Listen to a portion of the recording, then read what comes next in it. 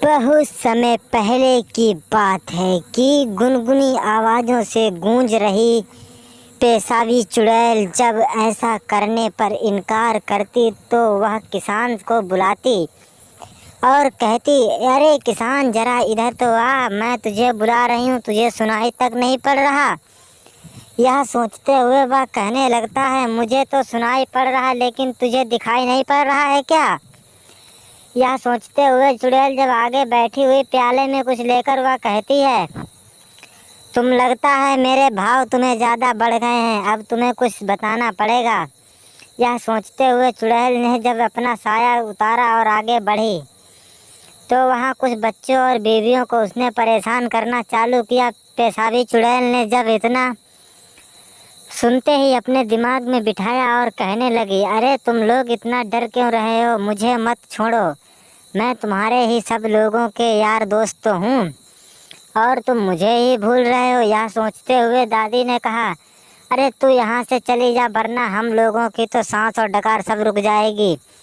यह सोचते हुए वह कहने लगती है, ठीक है, अगर आप कह रही हो तो हम चले ही जाएंगे। यह सोचते हुए उसने अपनी एक राउंड लिया और कहने लगी, मैं जा रही हूँ। ऐसी गूंजी आवाज़ों में उसने एकदम गायब हुई।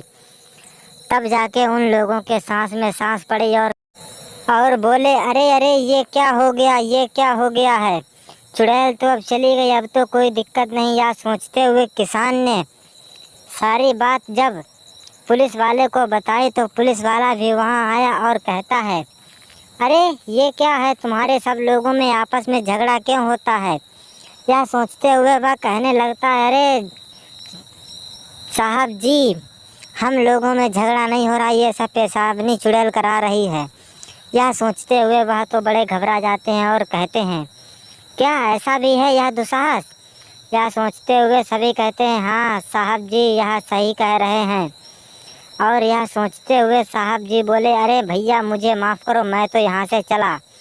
और उन्हें पता नहीं एकदम ऐसा कौन सा झटका लगा, कहते थे, अरे भैया मुझे माफ़ करो, मुझे माफ़ करो, मैं अब तुम्हारे बीच में नहीं पड़ने वाला हूँ। तभी उसने कहा, ठीक है, मैं अपने बाबा को बुलाता हूँ और बाबा ही कुछ इसका अंत निकालेंगे। यह सोचते हुए वह बाबा के पास जाता है और कहता है, बाबा जी मैं आ गया और मुझे कुछ बताओ। तभी बाबा जी ने सबको एक साथ लिटा दिया और कहने लगे, उठकर खड़े हो, मैं तुम सभी लोगों की एक परीक्षा लूँगा। यह सोचते हुए उन्होंने तेज़ गूंजी आवाज़ों में कहा, ठीक है, मैं उस चुड़ैल को देख लूँगा और तुम अपना बताओ।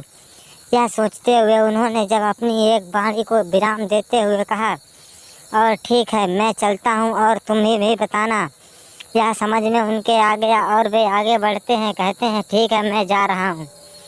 यह सोचते हुए वह चले गए और उसने कहा, ठीक है मुझे भी चलना चाहिए। यह सोचते हुए किसान ने कहा, चलो तुम भी बेटा घर पर जाओ। यह सोचते हुए किसान ने कहा, ठीक है मैं घर जाता हूँ। तभी वह घर में उसे चुड़ैल मिलती है और कहती है, तुमने मुझे मरवाया और अब मैं तुम्हें नहीं छोड़ूंगी। यह सोचते हुए किसान ने भी उसे बहुत मारा और कहा, दोबारा हमारे घर के आजर पाजर मत दिखना। यह सोचते हुए पेशाबी चुड़ैल बेचारी घबरा जाती है और वह कहती है, ठीक है मैं दोबारा तुम्हारे घर के पास नहीं दिखूंगी। और वह बेचारी उसी दिन से वहाँ से गायब हो जाती है और किसान बेचारा अपने चैन के साथ में रहता है और दोबारा वहाँ नाम और निशान नहीं आता और किसान खुश हो जाता है।